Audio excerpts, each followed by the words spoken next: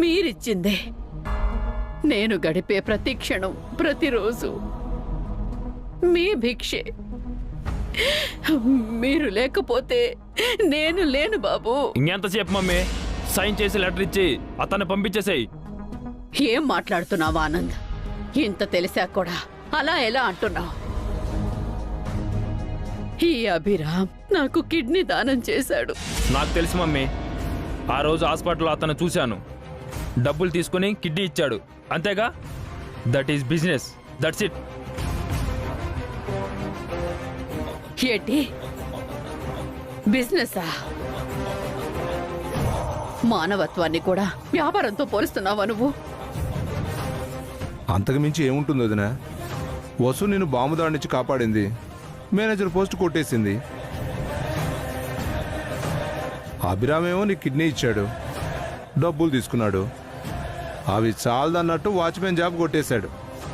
ఇది పక్కా వ్యాపారమే కదా. చలపతి,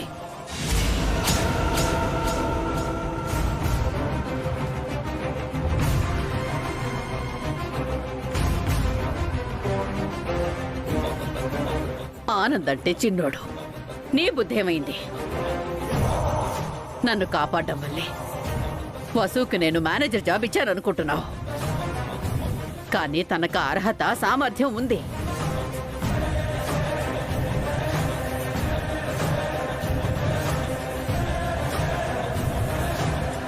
కంపెనీ పెట్టిన ఇన్ని సంవత్సరాల్లో నువ్వు గాని నేను గాని చిన్న చిన్న ఈవెంట్సే చేశాం. కానీ వసు వల్ల ఒక పెద్ద ఈవెంట్ వచ్చింది. తను మనతో బిజినెస్ చెయ్యలేదు, మన కంపెనీ బిజినెస్ ని పెంచింది. కిడ్నీ ఇచ్చిన విషయం ఈ అభిరామ్ నాతో చెప్పి వాచ్మెన్ ఉద్యోగం తీసుకోలేదు. అతను ఆ విషయం చెప్పుంటే అంతకంటే పెద్ద పోస్టే ఇచ్చు.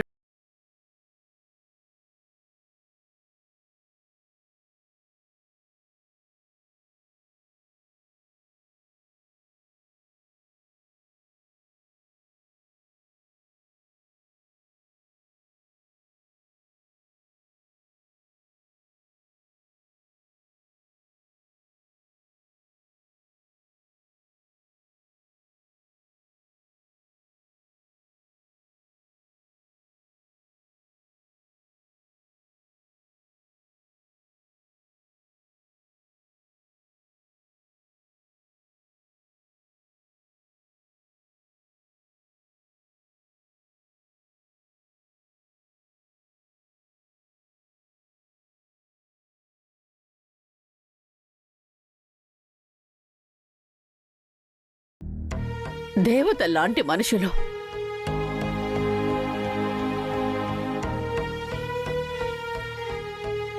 వీళ్లలో నీకు వ్యాపారస్తులు కనిపించారంటే నీకు మనసు లేదని అర్థం.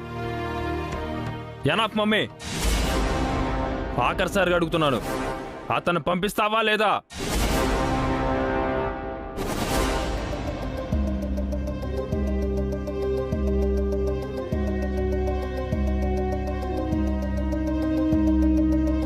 అభిరామ్ లేకపోతే నేను లేను ఆనంద్. వసు లేకపోతే కూడా నేను లేను. ఆ విషయం నీకెందుకు అర్థం కావడం లేదు?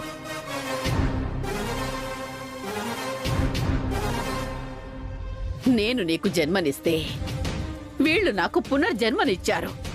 అర్థం చేసుకో. అదంతా నాకు అనవసరం. అతను ఈ ఆఫీస్లో ఉంటే నేను వెళ్ళిపోతాను.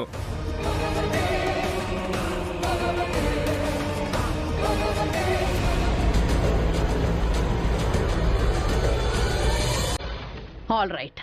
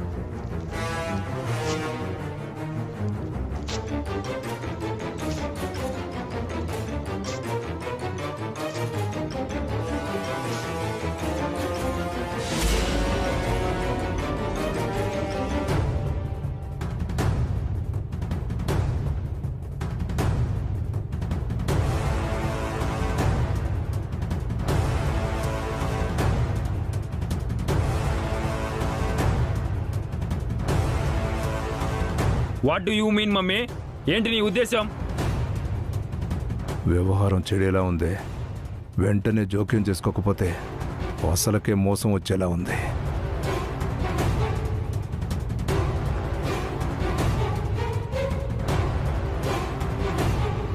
ఏంటి ఆనంద్, వాళ్ళు మీ అమ్మ ప్రాణాలు కాపాడినవారు. మీ అమ్మకి ప్రాణదాతలు, మనకి ఆది దంపతులతో సమానం. అభిరామ్ గారు, మీరు ఇక్కడే ఉండండి. బాబాయ్, అవును, అభిరామ్ ఇక్కడే ఉంటాడు. వసు కూడా ఇక్కడే ఉంటుంది. ఇద్దరిలో ఎవరిని తీసేయను. మమ్మీ! ఆనంద్, ఆనంద్కి అర్థమయ్యేలా నేను చెప్తాను వదినా, అంతా వివరిస్తాను. రా ఆనంద్. వదిలు బాబాయ్. ఆనంద్, ముందు నువ్వు రా, చెప్తాను. రా.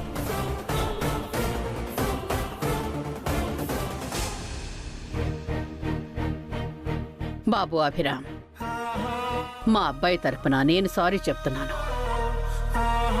మీరు ఎక్కడికి వెళ్లాల్సిన అవసరం లేదు. ఇక్కడే జాబ్ చేసుకోండి.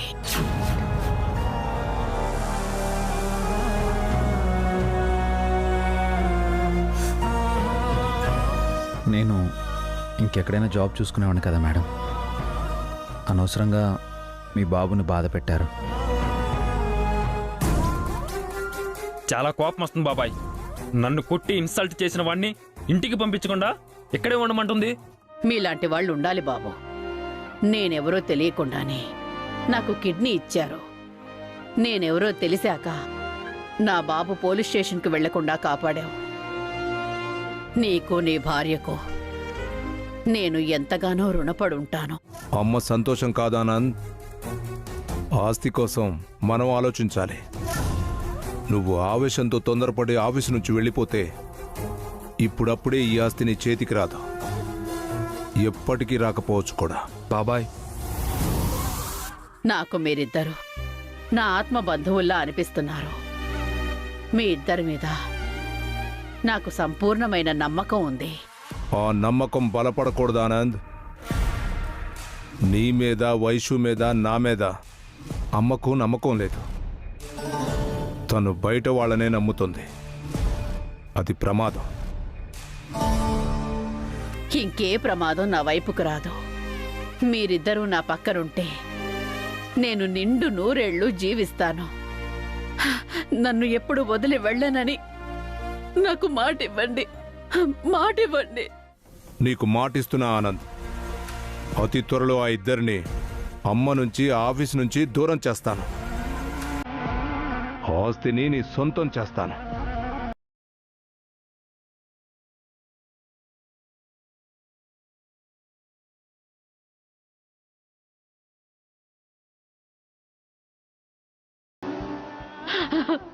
ఇప్పుడు మీరిద్దరూ నా సొంత మనుషులు. నా నుంచి మిమ్మల్ని ఎవ్వరూ విడదీయలేరు. నేను మాటిస్తున్నాను. నీకు, వైషుకి, మీ బాబాయిగా నేను న్యాయం చేస్తాను. థ్యాంక్ యూ బాబాయ్.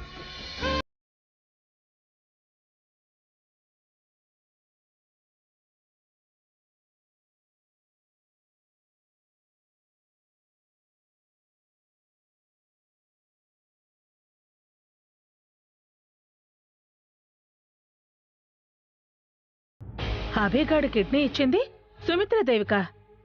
ఎంత పెద్ద మోసం, ఎంత పెద్ద ఎస్ ఆంటీ, ఇది వెరీ బిగ్ చీటింగ్.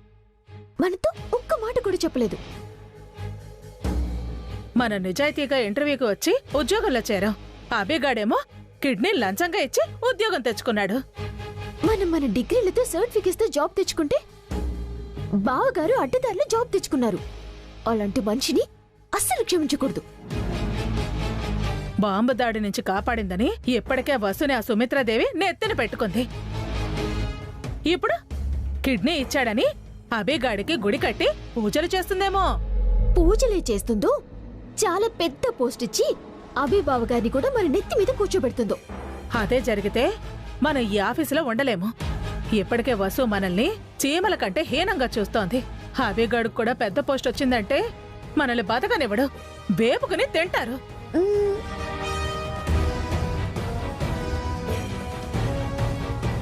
మేం మాట్లాడుతూనే ఉన్నాం, నువ్వేం మాట్లాడవేంటి అఖిల్? సుమిత్రాదేవి గారు అభిబావ గారికి పెద్ద పోస్ట్ ఇస్తే మన పరిస్థితి ఏంటి? ఆ విషయమే ఆలోచిస్తున్నాను. ఇంట్లో ఎలాగో అభి అన్నయ్య, వసు వదిన మనల్ని బానిసలుగా చూస్తున్నారు. ఆఫీస్లో కూడా అదే సిచ్యువేషన్ వస్తుంది. పోనీ వేరే ఆఫీస్కి మారదామనుకుంటే సంవత్సరం వరకు ఇక్కడ ఉద్యోగం చేస్తామని అగ్రిమెంట్లో సంతకం చేశాం. అవును, అగ్రిమెంట్ని కాదని మనం జాబ్ మానేస్తే వేరే ఇక్కడ మనకి జాబ్ దొరకదు, అడుక్కు తినాల్సిందే. మనం జాబ్ మానేయడం కాదు, అభి అన్నయ్యను, వసు వదిన్ని జాబ్ మానిపించాలి. వాళ్ళని ఆఫీస్లో లేకుండా చేయాలి. వసుని జాబ్ మానేయమంటేనే అది మాననని నిక్కచ్చిగా చెప్పేసింది. ఇక అభిని జాబ్ మానిపించాలి అంటే మన ముత్తాతలే దిగి రావాలి. బావని అక్కని జాబ్ మానిపించటం మన వల్ల కాదఖిల్. ఆ దేవుడొచ్చి చెప్పినా కూడా సుమిత్రాదేవి వాళ్ళిద్దరిని జాబ్ నుంచి తీసేయరు. ప్రతిదానికి ఒక సొల్యూషన్ ఉంటుంది. అభి అన్నయ్యకు, వసు వదినకు మనం కాకుండా ఈ ఆఫీస్లో వేరే శత్రువులు ఉండే ఉంటారు. ఓ శత్రువులతో అభిరామ్ వసుంధరల పని పట్టాలి ఆనంద్. వాళ్లతోనే ఓ ఇద్దరిని మన ఆఫీస్ నుంచి గెంటించాలి. ఇంతమంది స్టాఫ్లో ఆ ఎనిమీస్ ఎవరో మనకెలా తెలుస్తుంది బాబాయ్? నేను కనిపెడతాను. మంచివాళ్ళు, నిజాయితీపరులు ఎక్కడున్నా అక్కడ వాళ్లకు శత్రువులు ఖచ్చితంగా ఉంటారు. అంటే మనం బేడా బాబాయ్? కాదానంద్, మనం మంచివాళ్ళమే. అందుకే మనకు అభిరామ్ వసుంధరలు శత్రువులయ్యారు. ఇప్పుడు ఆఫీస్లో నా పొజిషన్ ఏంటి బాబాయ్? ప్రస్తుతానికి ఆ పొజిషనే ఆనంద్. ఓ అభిరామ్ వసుంధరలను ఆఫీస్ నుంచి తప్పించి నీ పొజిషన్ని స్ట్రాంగ్ చేస్తాను. ఆ వసుంధర అకౌంట్స్ చెక్ చేయాలని చెప్పింది బాబాయ్. అదే నాకు టెన్షన్గా ఉంది ఆనంద్. అమ్మకు తెలియకుండా నీకు, వైశ్యకు చాలాసార్లు డబ్బులు ఇచ్చాను. అవేవి అకౌంట్స్లో రాయలేదు. నా సొంతానికి వాడుకున్నానని అమ్మ అనుకుంటుందేమో. మీకిచ్చానని చెప్పలేను కదా. సారీ బాబాయ్, మా వల్ల మీరు ఇబ్బంది పడుతున్నారేమో. నేనేమన్నా పరాయమన్నా ఆనంద్? మీ నానుంటే మీకు డబ్బులు ఇవ్వడా? నేనే ఏదోలా మేనేజ్ చేస్తాను కానీ నువ్వేం వరీ అవ్వకు. థ్యాంక్స్ బాబాయ్, నాకు కొంచెం హెడ్డెక్గా ఉంది, నేను వెళ్తాను. పబ్బుకే కదా.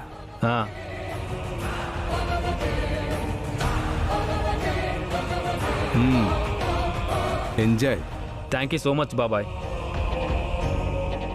పిచ్చి అదవా, ఆఫీస్లో డబ్బులు మీకోసం తీయలేదురా. మీకు రూపాయి ఇచ్చి నేను 100 రూపాయలు వాడుకున్నాను. మీ ముందు మంచితనం నటించి చాలా డబ్బు నా వెనక వేసుకున్నాను. వసుంధర ఆ డబ్బుల్ని బయటికి తీయాలనుకుంటుంది. ఆలోపే దాని మొగుణ్ణి ఆఫీస్ బయటికి పంపిస్తాను. అప్పటి వరకు నిద్రపోను. ఈ రోజు నుంచి ప్రశాంతంగా నిద్రపోతాను వసు. నా శ్రేయోభిలాషులిద్దరూ నా పక్కనే ఉన్నారు. ప్రశాంతంగా ఉంటాను.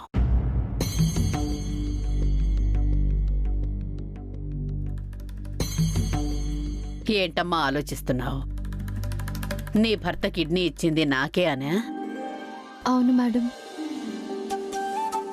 ఆ రోజు బాంబు దాడి నుండి మిమ్మల్ని కాపాడినప్పుడు ఆయన నన్ను ఎంతగానో మెచ్చుకున్నారు. మీలాంటి మంచి మనిషి బతికి ఉంటే మాలాంటి ఎంతో మంది బాగుంటారు అని చెప్పారు. అలాంటి మీకు ఆయన కిడ్నీ ఇవ్వడం ఆనందంగా ఉంది. నీ భర్త శరీరంలో ఒక భాగం కోల్పోయినందుకు నీకు బాధగా లేదా? ఆయన ఎవరికో కిడ్నీ ఇచ్చారని తెలిసినప్పుడు చాలా బాధేసింది మేడం. కానీ అది మీరే అని తెలిసినప్పుడు చాలా సంతోషంగా ఉంది మేడం. నేను మీకేమవుతానని నా మీద ఇంత ప్రేమ చూపిస్తున్నారు మీరు. మీలాంటి వారు మాలాంటి వాళ్ళకి ఎంతో మందికి ఆదర్శం మేడం. గొప్పవాళ్ళు చనిపోయినప్పుడు విగ్రహాలు పెడతారు, దండలు వేస్తారు. బతికున్న గొప్ప వాళ్ళతో కలిసి పనిచేయాలంటే ఎంతో అదృష్టం ఉండాలి. మీలాంటి లివింగ్ లెజెండ్స్తో కలిసి పనిచేయటం నిజంగా మా అదృష్టం మేడం. కాదు వసు, మీలాంటి అభిమానులుండడం నా అదృష్టం. ఏ జన్మలోనో నేను చేసుకున్న పుణ్యం. నాకంటే చిన్నవాళ్ళయ్యారు కానీ మీ ఇద్దరికీ చేతులెత్తి నమస్కరించాలని ఉందమ్మా.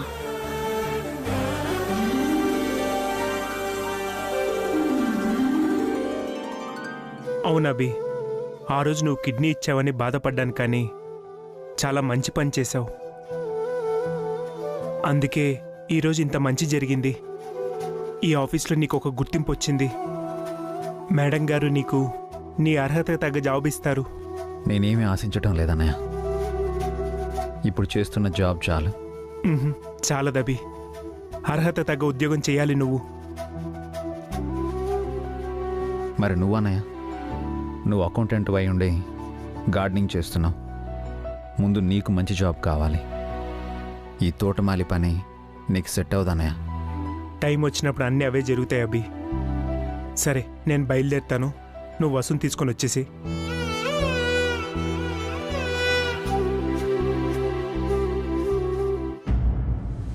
టైం అయిపోయింది కదా, బయలుదేరండి. ఇంటికి వెళ్ళండి. మీరారా ఆంటీ? నాకు వేరే పని ఉంది. మాకు తెలియని పనేంటి నీకు? అన్నీ చెప్తారా? నేను మనిషిని కదా, నాకు పనులుండవా? వెళ్ళండి.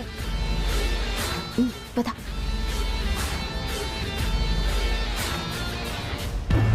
ఆకలి దంచేస్తోంది. త్వరగా బయటకు వెళ్ళి ఏదోటి తినాలి.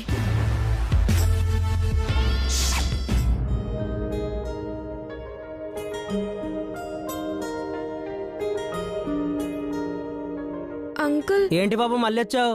డబ్బులు తెచ్చావా? లేదంకుల్. ఇందాక మీరు ఒక అన్నతో గంట సేపు రాఖీలు అమ్మితే ఒక రాఖీ ఫ్రీగా ఇస్తానన్నారు కదా. అవును, అయితే నేను 2 గంటల పాటు రాఖీలు అమ్ముతాను. నాకు 2 రాఖీలు ఫ్రీగా ఇస్తారా? చిన్నపిల్లాడివి, నువ్వేమమ్ముతావు? ప్లీజ్ అంకుల్, ఒక్క ఛాన్స్ ఇచ్చి చూడండి. ప్లీజ్ అంకుల్, మీరేం భయపడకండి, నేను అమ్ముతాను. ఒక రాఖీ అమ్మ చూస్తాను.